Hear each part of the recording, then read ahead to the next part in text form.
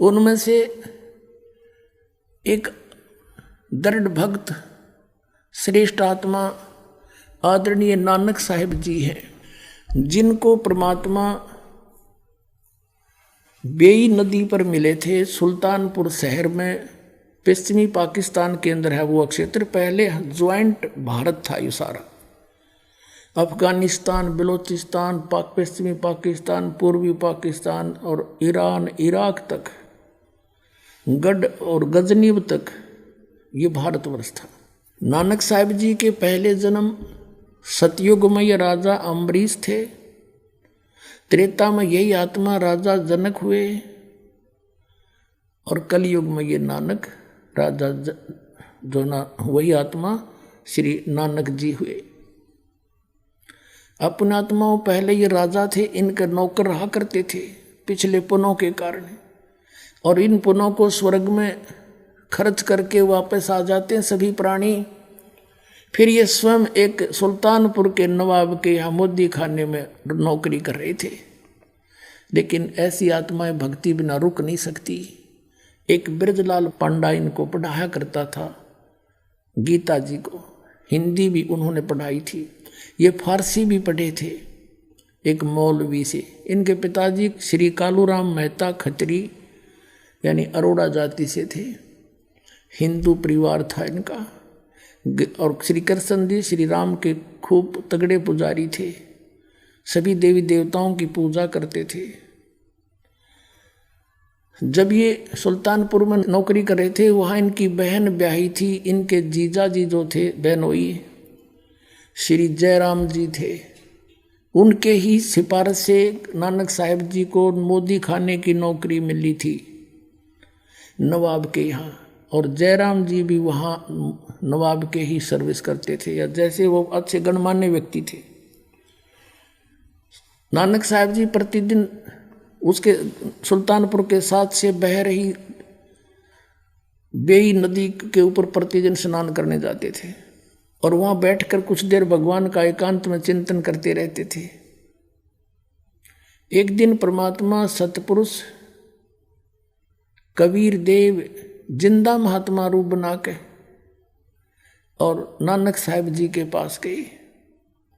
नानक साहिब जी से कहा कि हे महात्मा जी, हे भक्त, मैं बहुत भटक लिया, मुझे कोई सतमार्ग बताने वाला नहीं मिला और मुझे कोई मार्ग बताओ। आप बहुत अच्छे भक्त बताए, सभी यहाँ चर्चा है आपकी।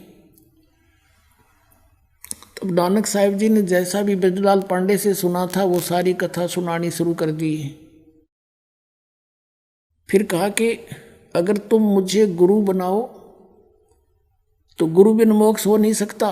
तो परमात्मा ने कहा कि भाई गुरु किसको बनाऊं, जब तक मेरी आत्मा दृढ़ नहीं होगी। मैं वैसे गुरु तो मैंने बना भी रखा, रामानंद जी, काशी में पंडित स्वामी रामानंद जी से मैंने दीक्षा ले रखी है, लेकिन मेरी तसल्ली नहीं हुई, संतुष्टि नहीं है। नानक साहब जी कहते फिर मुझे बनाओ गुरु। तो कबीर साहब कहने लगे ठीक है आप गुरु जी, लेकिन मेरी कोई संशा समाधान करो गुरुदेव, मेरी कोई शंका का समाधान करो। बोलो कि ब्रह्मा विष्णु महेश की क्या स्थिति है, क्या ये जन्मते मरते हैं या इनके कोई माता पिता भी हैं?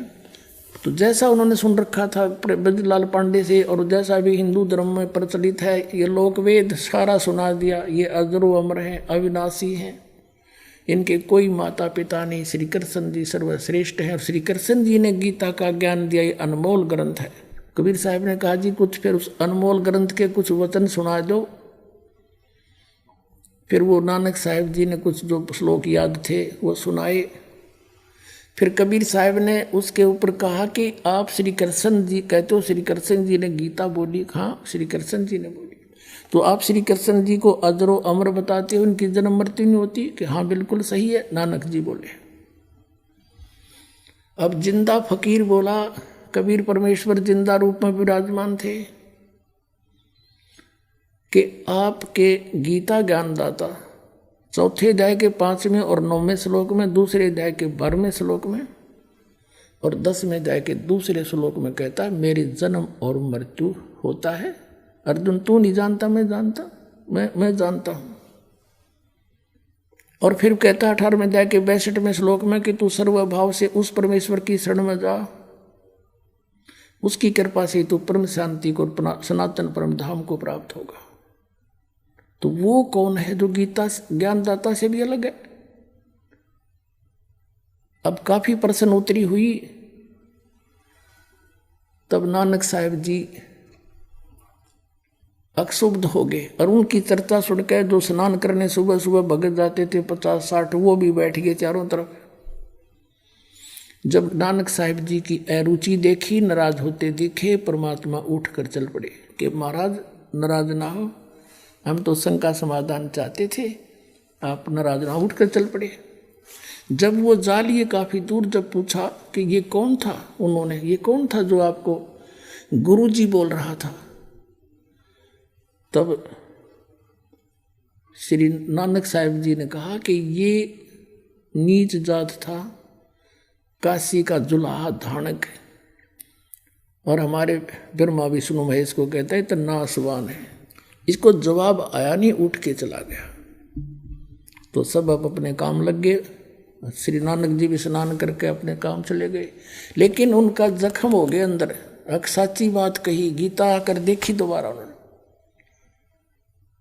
कोई बात तो सारी सत्य कहे थे, और मन में यूं कह कि एक बार फिर वो आवे संत भक्त, फिर चर्चा करूं। कुछ दिनों के बाद, महीने 2 महीने 6 महीने उनको खूब तड़फा के फिर इसी तरह प्रतिदिन स्नान करने जाते थे, और इसी खोज में थे शायद कितने दिखाई दे जाए, फिर बात करूं। स्नान करने के लिए तैयारी थी, कपड़े निकाल रखे थे, नौकरों को दे दिए थे, वो लिए खड़े थे नानक साहब के। अपना जो नहाने के लिए एक वस्त्र रखते हैं शरीर पे, वही शेष था। इतने में परमात्मा केवल नानक साहब को दिखाई देते। उनकी खुशी का ठिकाना नहीं रहा, जिंदा महात्मा के रूप में आए। और थोड़ी सी दूर नानक साहब भी चले गए आगे कि आओ भक्त, आओ भक्त, आपके इंतजार थी मुझे। वहां पर बहुत से लोग स्नान कर रहे थे, वो देखने लगे कि ये नानक साहब किसको बातें कर रहा है। कुछ एक कहने लगे आप पे कहने लगे भगत आप बोलिया करो, भगत तो भाई ये पता नहीं कौन से मूड में बैठा है। तो दोनों बैठ गए। कबीर साहब केवल नानक साहब जी को दिखाई देते, अन्य को नहीं। काफी देर चर्चा हुई, सब विस्तार से मालिक ने बताया और कहा कि एक सचखंड है, सतलोक है, उसमें सतपुरुष रहता है, उसकी भक्ति से मोक्ष होगा, वो अकाल मूर्त है। नानक साहब ने कहा कि हमने तो कभी स्वर्ग से ऊपर सुना नहीं।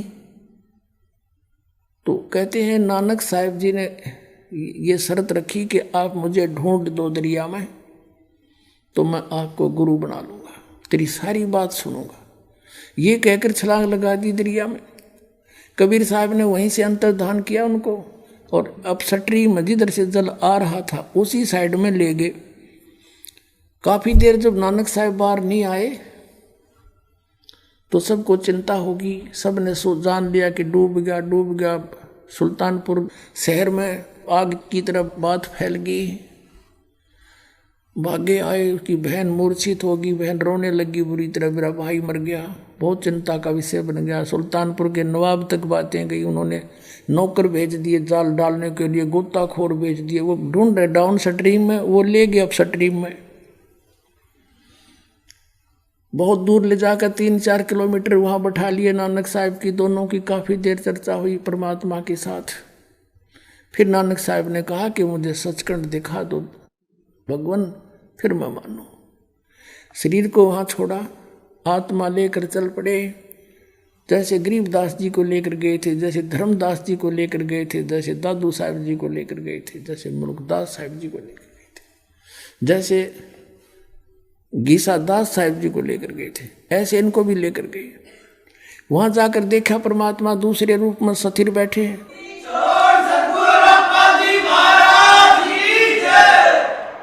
जब परमात्मा ऊपर बैठे हैं ओवरऑल कंट्रोलर के रूप में, करोड़ सूर्य मिला दे करोड़ चंद्रमा, ऐसा चेहरा मालिक का, ऐसा स्वरूप है उनके। एक रोमकूप की ऐसी शोभा है।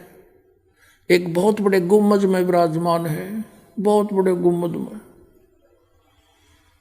जैसे मंदिर नुमा गुम्बद होता है, बहुत बड़ा, पूरी पृथ्वी से भी बड़ा। इस पृथ्वी ने सीधा कर दे, ऐसे गोल नहीं। और इतना बड़ा गुम्बद मालिक बीच में बैठे हैं। वो जिंदा महात्मा के रूप में परमात्मा साथ से लेकर गए आदरणीय नानक साहिब जी को। तो वहां क्या देखा कि भाई रब तो ये है जड़ा तकत पे बैठा, और यो यहाँ का जो कबीर है, ये बाबा कबीर जिंदा यहाँ का कोई गण है। क्योंकि कबीर साहब जिंदा महात्मा के रूप में गए थे नीचे से, तो चौर करने लगे अपने दूसरे रूप पर है। तो सोचा ये सेवक होगा बाबा जी जो जिंदा नीचे आया है। इतने में तेजो में शरीर खड़ा हुआ, कबीर जो नीचे से गए थे जिंदा महात्मा वाला शरीर विराजमान हुआ, और वो तेजो में शरीर जो रब दिखाई दे था वो लगा चौर करण जिंदा वाले रूप पर। नानक साहब सोच ही रहे थे भाई बाबा जी जिंदा महात्मा पे और रब चमर करता है, ये कैसी अजीब लीला इनकी। इतने में तेजो में शरीर और परमेश्वर कबीर साहब जिंदा वाले शरीर में समा गया, एक रह गए।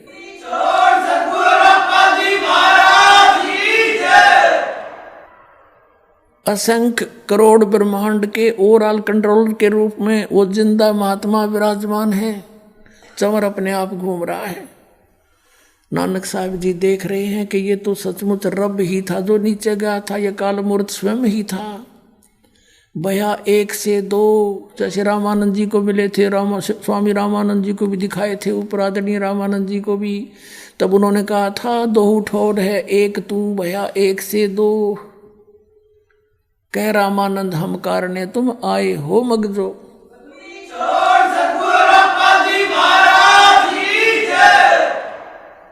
और यही आदरणीय नानक साहिब जी के साथ घटना घटी। और तब परमात्मा ने कहा कि आयम कबीर, मैं कबीर हूं, अल्लाह अकबर हूं, मैं कबीर देव हूं। और काशी में बनारस में एक धानक रूप में रहता हूं, जुलाहे का काम करता हूं। प्यारी आत्मा, जब मोक्ष चाहिए आपको, सतनाम लेना मेरे से, वहां सतनाम दूंगा। और वो जाप करना होगा 2 अक्षर का है, उससे आपका मोक्ष होगा। वहां तो कहते हैं कोट जन्म तन ब्रह्मत हो गए, कुछ नहीं हाथ लगा रे, कुकर सुकर खरबा बोरे कौआ हंस बगारे। परमात्मा ने कहा कि तेरे बहुत असंख्य जन्म हो लिए, जब से हमसे मिलने से पहले वो गए बर्बाद आपके। राजा अम्बरीश आप थे, राजा जनक आप थे, और अब आप स्वयं नौकर बन बैठे। और यदि हम तुमसे नहीं मिलते तो जीवन व्यर्थ हो जाता है। अपने आत्माओं, यहाँ समस्या आती है कि पवित्र सिख समाज इस बात को मानने को तैयार नहीं है कि नानक साहिब जी के कोई गुरु थे। वो कहते हैं स्वयं ही परमात्मा ही मिले थे उनको, और हम भी यही कहते हैं कि वो परमात्मा ही मिले थे उनको। वो कहते अकाल मूर्त मिले थे, हम भी कहते हैं अकाल मूर्त मिले थे। हम कहते हैं उनको कबीर मिले थे, धानक जुल्हा काशी वाला मिले थे। तो यहाँ सिख समाज के गले या बात उतरती नहीं कि नहीं, ऐसा नहीं हो सकता। तो पुण्यात्माओं, प्रमाणों के सामने फिर किसी के जोर नहीं चलता। हमारे प्रमाण फिर सबको मनाएंगे कि सचमुच ऐसा ही।